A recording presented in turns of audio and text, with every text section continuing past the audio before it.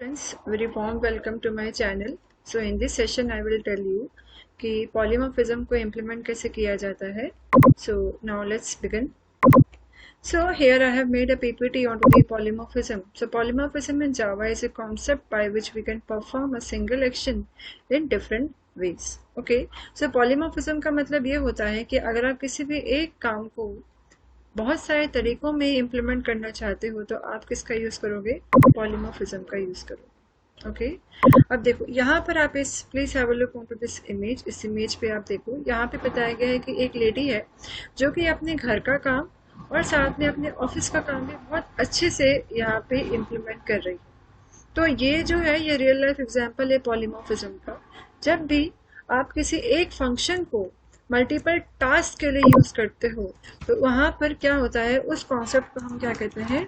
Polymorphism. मतलब किसी एक फंक्शन को आप मल्टीपल वे में अगर उसे यूज करोगे तो उसे आप क्या कहोगे? पॉलीमॉर्फिज्म कहोगे. पॉलीमॉर्फिज्म जो होते हैं ये दो टाइप के होते हैं. पहला जो होता है कंपाइल टाइम होता है और सेकंड जो होता है वो रन टाइम होता है. कंपाइल टाइम के अंदर फंक्शन ओवरलोडिंग हम अचीव करते हैं और रन टाइम के अंदर हम फंक्शन ओवरराइडिंग को अचीव करते हैं. आज मैं आपको बताने वाली हूँ फंक्शन ओवरलोडिंग को कैसे Blue.j के अंदर उसका प्रोग्राम बनाया जाता है और उसे कैसे हम इम्प्लीमेंट करते हैं. तो now let's begin with the function overloading. Okay. यहाँ पे please have a look on to this syntax. यहाँ पे इस सिंटेक्स में मैंने यहाँ पे मैं लिखा हुआ है कि फंक्शन ओवरलोडिंग को के प्रोग्राम को बनाने के लिए क्या चीज़ें रिक्वायर्ड होती हैं. देखो, जब भी आप फंक्शन ओवरलोडिंग को अचीव करने वाले हो वहाँ पे जो फंक्शन का नाम, जिस फंक्शन को आप मल्टीपल वे में यूज करने वाले हो उस फंक्शन का नाम हमेशा सेम होना चाहिए. जैसे कि यहाँ पे फंक्शन का नाम ऐड है, इधर भी ऐड है और यहाँ पर भी क्या है? ऐड है. डिफरेंस यहाँ पर है उसके सिग्नेचर में. अब सिग्नेचर कैसे डिफरेंट होगा? देखो यहाँ पे क्या लिखा है? INT add INT x, y. मतलब पहले फंक्शन में ऐड नाम का फंक्शन है, उसका रिटर्न टाइप INT है और उसके पैरामीटर्स x और y हैं जो कि दोनों किस टाइप के हैं? इंटीजर टाइप के हैं. और सेकंड फंक्शन में यहाँ पर एक फंक्शन है जो कि उसका नाम भी क्या है? ऐड है. लेकिन डिफरेंस यहाँ पर यह है कि उसके पैरामीटर्स और उसका रिटर्न टाइप किस टाइप का है? फ्लोट टाइप का है. तो अब देखो इन दोनों में एक डिफरेंस है. डिफरेंस क्या है कि दोनों का सिग्नेचर अलग है. सिग्नेचर का मतलब ये होता है कि उसका पूरा डिक्लेरेशन, इसे हम क्या कहेंगे? सिग्नेचर. ओके. तो पहले फंक्शन और दूसरे फंक्शन में डिफरेंस ये है कि दोनों के पैरामीटर्स और दोनों के रिटर्न टाइप क्या है? डिफरेंट है. और थर्ड फंक्शन में ये डिफरेंस है कि इसका फंक्शन नाम भी ऐड है लेकिन यहाँ पे सिर्फ एक ही पैरामीटर है. तो कहने का मतलब ये है कि जब भी आप पॉलीमॉर्फिज्म को इम्प्लीमेंट करोगे तो या तो उस फंक्शंस के पैरामीटर लिस्ट में अंतर होना चाहिए या फिर पैरामीटर जो भी आपने पास किया है उसके डेटा टाइप अलग अलग होना चाहिए, या फिर अगर आप पहले फंक्शन में दो पैरामीटर्स पास करते हो तो सेकंड में या तो आप 1 पैरामीटर पास करोगे या 3 पैरामीटर्स पास करोगे. ओके. अब फटाफट हम इसका प्रोग्राम बनाते हैं. यहाँ पे मैंने पहले से ही एक प्रोग्राम बना कर रखा है जहाँ पे कि मैंने फंक्शन ओवरलोडिंग को अचीव किया है. मैं इस प्रोग्राम को दोबारा से क्रिएट करती हूँ. So now let's begin. मैंने यहाँ पे एक वेरिएबल इनिशियलाइज किया है, फॉर एग्जांपल a. ओके. तो ये मेरा एक ग्लोबल वेरिएबल हो गया है और ये वेरिएबल है, वेरिएबल का नाम है a. ओके. अब एक फंक्शन बनाते हैं. फॉर एग्जांपल मैं एक फंक्शन यहाँ पे बना रही हूँ void add. ओके. और यहाँ पर इस ऐड फंक्शन में मैं पास करती हूँ इस वेरिएबल को और इस मैंने फंक्शन की बॉडी को ओपन किया और इसे क्लोज किया. अब मैंने इसमें एक ऑपरेशन परफॉर्म किया, for example INT a is equal to a plus 2. Okay. अब मैं इसे प्रिंट करवा रही हूँ. अब I am printing the value of a. तो मैंने यहाँ पे लिखा system dot out dot print ln और यहाँ पे मैंने a का जो वैल्यू है वो प्रिंट करवा दिया है. Okay. So we are done. देखो यहाँ पे पहला फंक्शन है. पहले फंक्शन का नाम क्या है? यहाँ पर ऐड है ना. पहले फंक्शन का नाम क्या है? ऐड है. और इस फंक्शन में मैं a की वैल्यू को सिर्फ 2 से इंक्रीमेंट करवा रही हूँ. तो हमारा पहला फंक्शन बन गया है. अब क्योंकि हम यहाँ पे फंक्शन को ओवरलोड करने वाले हैं तो फंक्शन ओवरलोडिंग का रूल ये होता है कि जो फंक्शन को आप ओवरलोड करना चाहते हो उसी नाम का आप दूसरा फंक्शन क्रिएट करोगे. मतलब आपका जो दूसरा फंक्शन होगा उसका नाम भी क्या होगा, उसी नाम का फंक्शन होगा जो आपने पहले बनाया है, तो दोनों का फंक्शन क्या हो गया, नेम सेम हो गया। अब डिफरेंस हमें या तो हम इसका रिटर्न टाइप दे कुछ अलग। देखो मैंने क्या किया, पहले इस फंक्शन का रिटर्न टाइप क्या था, वॉइड था, तो मैंने यहाँ पे क्या दे दिया, इंट दे दिया। और मैं अब यहाँ पे कुछ पैरामीटर्स पास करती हूँ, for example int a comma int b। Okay, और यहाँ पे मैंने एक न्यू वेरिएबल लिया है c is equal to a plus b, और मैं अब इसे प्रिंट करवा दूंगी। अभी ये रिटर्न टाइप यहाँ पे हम रिटर्न करवा रहे हैं वैल्यू को रिटर्न c। ओके ओके, सो देखो यहाँ पे पहला जो फंक्शन है उसका नाम क्या था, ऐड था, जो कि a की वैल्यू को 2 से इंक्रीमेंट करवा रहा था। और सेकंड फंक्शन का नाम भी यहाँ पर क्या है, ऐड है, लेकिन यहाँ पर ये a और b की वैल्यू को ऐड करवा कर उसे रिटर्न करवा रहा है। ओके, तो देखो यही होती है फंक्शन ओवरलोडिंग। फंक्शन ओवरलोडिंग का मतलब ये हुआ कि same function name will have different task will have different task। Okay, पहले फंक्शन में का नाम भी ऐड था, सेकंड फंक्शन का नाम भी ऐड था, लेकिन दोनों के सिग्नेचर में डिफरेंसेस है कि पहले फंक्शन में सिर्फ एक ही पैरामीटर पास्ड है और सेकंड फंक्शन में कितने पैरामीटर्स पास्ड है, 2 पैरामीटर्स पास्ड है। This is the rule of function loading.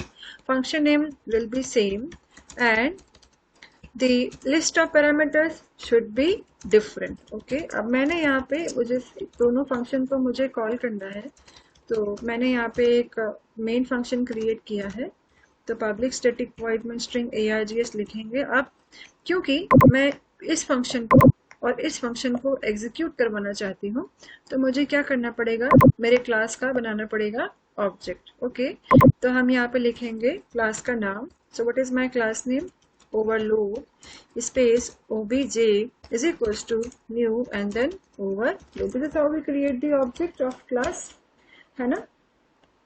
अब टाइम है कॉल करने का, तो हमारे पास में ऑब्जेक्ट आ चुका है। Now with the help of this object now I can call first function and the second function.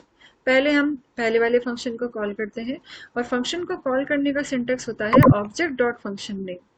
अब मेरा यहाँ पे ऑब्जेक्ट क्या है, obj, तो यहाँ पे मैं क्या लिखूंगी, ऑब्जेक्ट डॉट फंक्शन का नाम क्या है, ऐड। मैंने यहाँ पे क्या लिखा, ऐड लिखा, और यहाँ पे मैंने सिर्फ एक ही पैरामीटर पास किया था, इसलिए मैंने यहाँ पे एक वैल्यू प्रोवाइड करी है 2। अब इसका मतलब क्या हुआ, obj डॉट ऐड 2, मतलब ये जो 2 है ये कहाँ पे चल जाएगा, इस a में चल जाएगा। तो a इज इक्वल टू क्या हो जाएगा, 2 प्लस 2, मतलब प्रिंट क्या होनी चाहिए, वैल्यू 4। तो हमने पहले फंक्शन को कॉल कर दिया है। Now it's time to call the second function. Second function को कॉलिंग के लिए same procedure, object dot function name.